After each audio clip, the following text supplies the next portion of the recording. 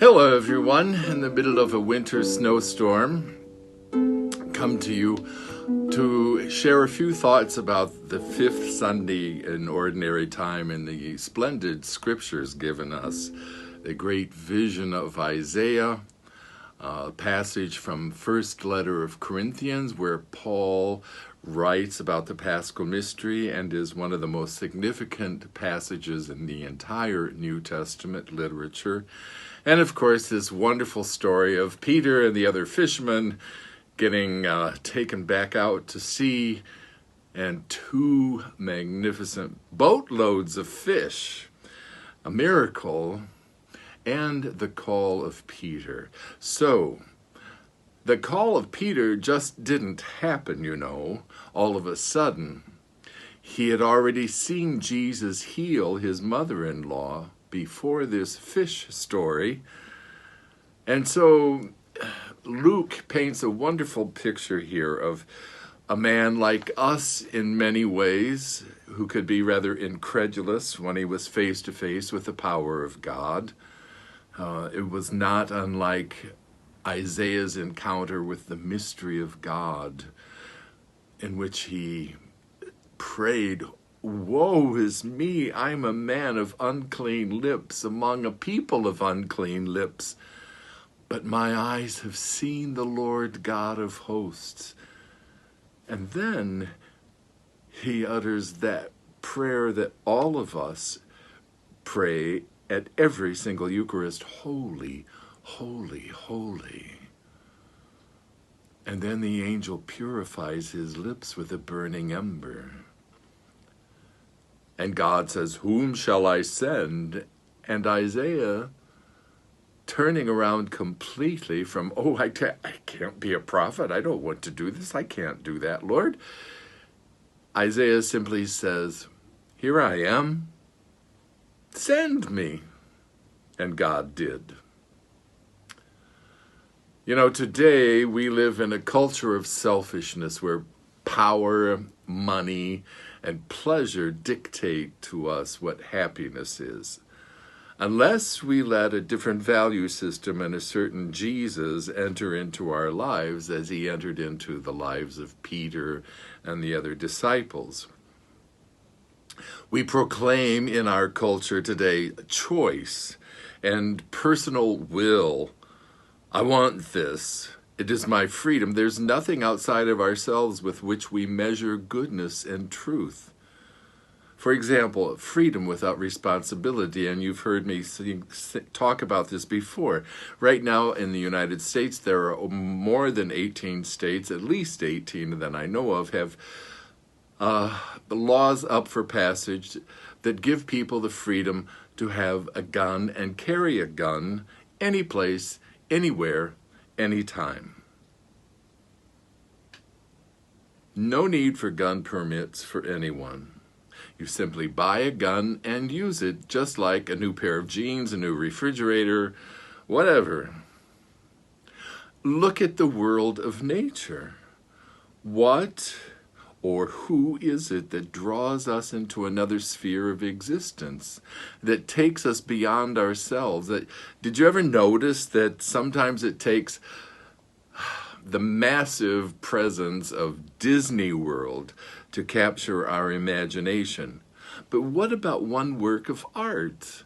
Some museums will build a wing around one piece of art, like Michelangelo's David. It stands all alone by itself in the Uffizi Gallery, a monumental work of art that a 19-year-old man saw in a block of stone.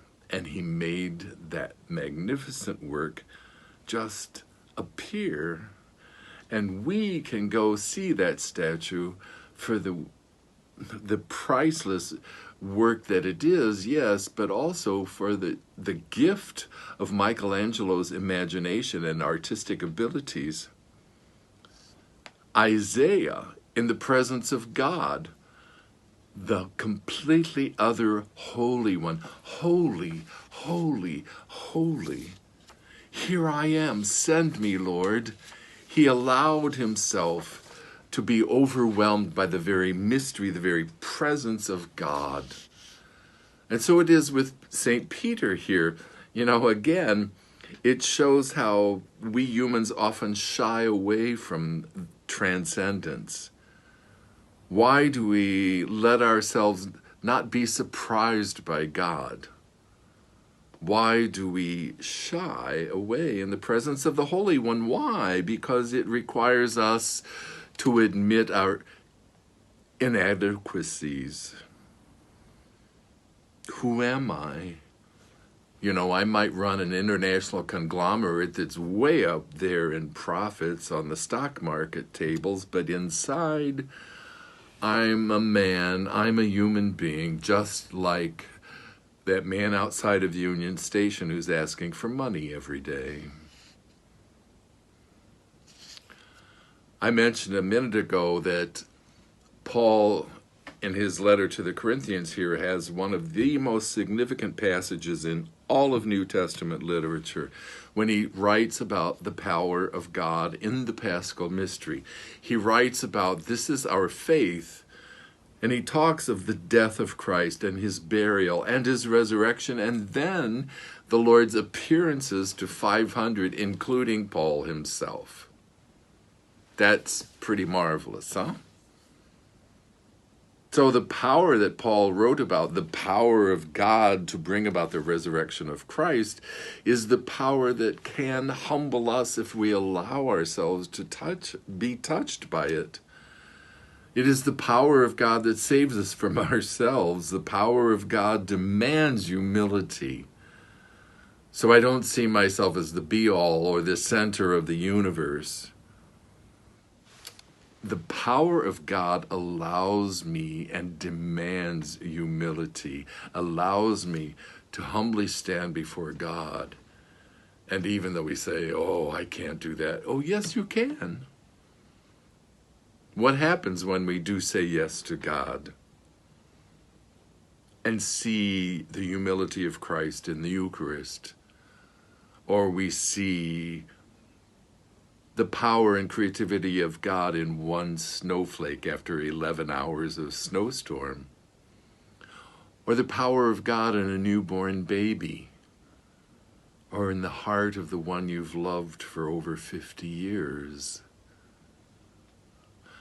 Isaiah stood before God, holy, holy, holy. Why do we sing that as part of our prayer since probably the 3rd century? That prayer that invokes the very power of God to come upon this bread and this wine and these gathered people. We stand in a holy place before the very holiness of God.